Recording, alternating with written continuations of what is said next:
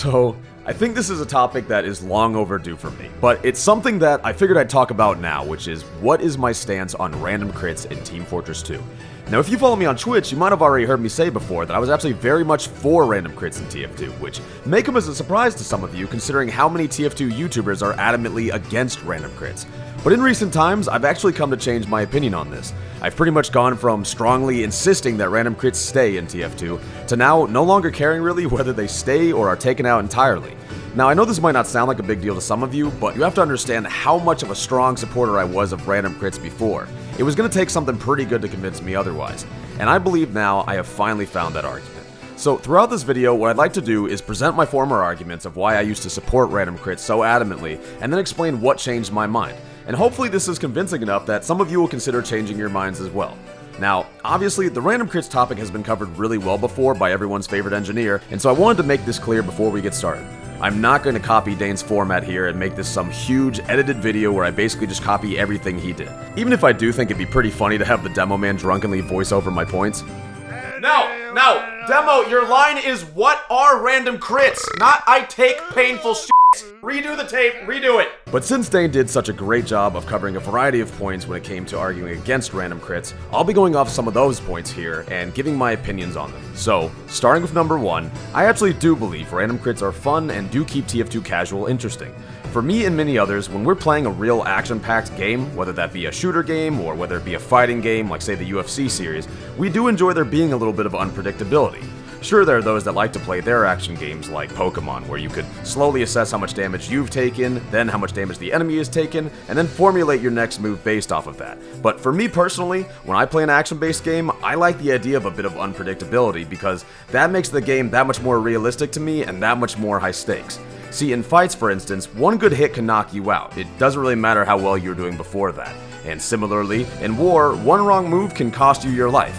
And in TF2, although admittedly being very cartoonish and unrealistic, it's still a war simulation game at the end of the day. So for me personally, I've really enjoyed this unique addition to Team Fortress 2, which, speaking of unique, brings me to my next point. Random crits are a unique mechanic to Team Fortress 2.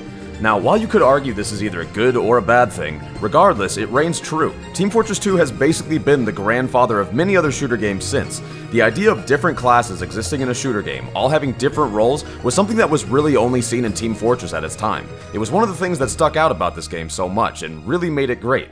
And from there, many other games have copied this formula since, such as Overwatch, Valorant, Paladins, or even Rogue Company. But even with all these different games taking ideas from Team Fortress 2, one thing we still have that is original to this game is random crits, and in my opinion, it's something that perhaps still makes this game memorable and stand out with the test of time. But does this standalone feature actually help people enjoy TF2, or does it actually end up making people grow to dislike it? After all, what about the negativity bias? Well, I don't want to cover this too much right now because we're going to come back to this later, but to put it short, here's the argument. The theory of negativity bias is basically this, that negative effects tend to have a greater impact on people than neutral or positive effects, even if the amount of these positive and negative effects were of the same number. So many people would argue that random crits unfairly killing players in the game could affect someone's experience of TF2 so much that it caused them to quit the game. But I would argue that, looking at how TF2 has grown over the years, the negativity bias hasn't really affected TF2 that much, at least not very effectively. I mean, after all, if people hated random crits so much, wouldn't we technically be seeing less and less players playing TF2 over time, rather than this insane uptrain we've been getting for the past 2 years? But again, we're gonna come back to this, so keep that argument in mind. Reason number 4, random crits often do break stalemates.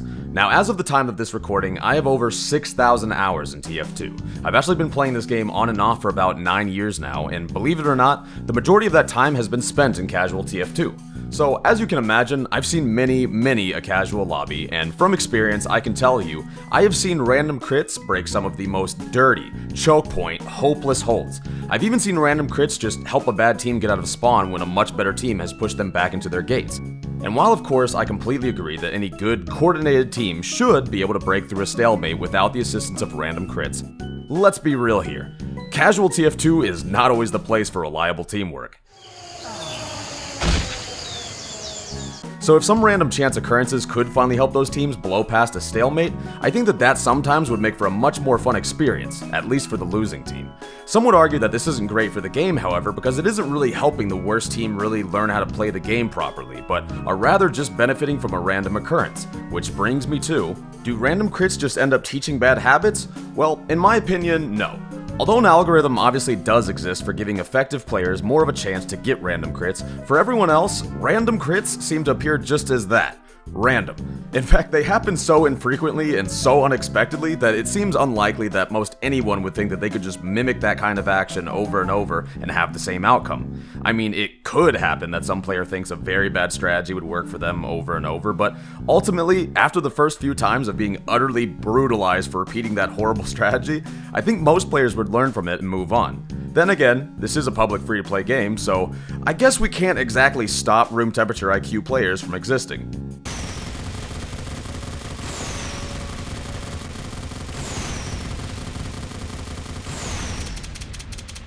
And lastly, random crits are silly and fun. I do agree with Uncle Dane here that random crits are not nearly what makes TF2 such a funny, interesting game.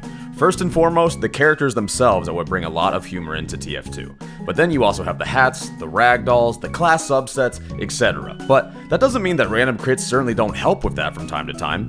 I mean, come on, you're gonna tell me watching a heavy die to a critical fish isn't funny? That a sniper turning around and getting raked to death isn't funny? Or hell, even the occasional sticky just making the entire team go boom? Like, listen, I know it may not always be the funnest thing for the person on the receiving end, but for everyone else, the humor is there. It does add another silly aspect to the game and has for a long time helped make TF2 what it is today. But now with all those reasons being said, what would have possibly made me change my mind? See, my motto in random crits for the last 2 years has basically been this: why not just keep it in casual? I mean, you have games like Super Smash Bros. Where you can allow items when you play casually, and just because the competitive players may not prefer those items, doesn't mean that they should be taken out of the game entirely.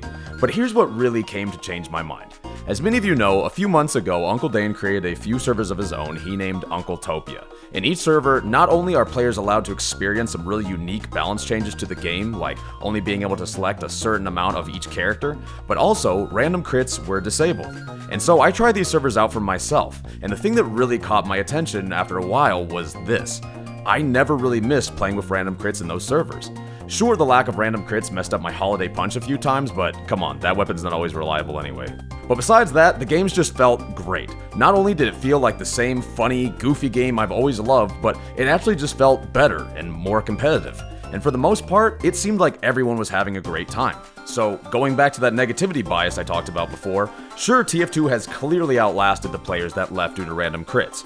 We have grown to numbers that, in actuality, TF2 has never reached before, which is great news. However, here's something to think about.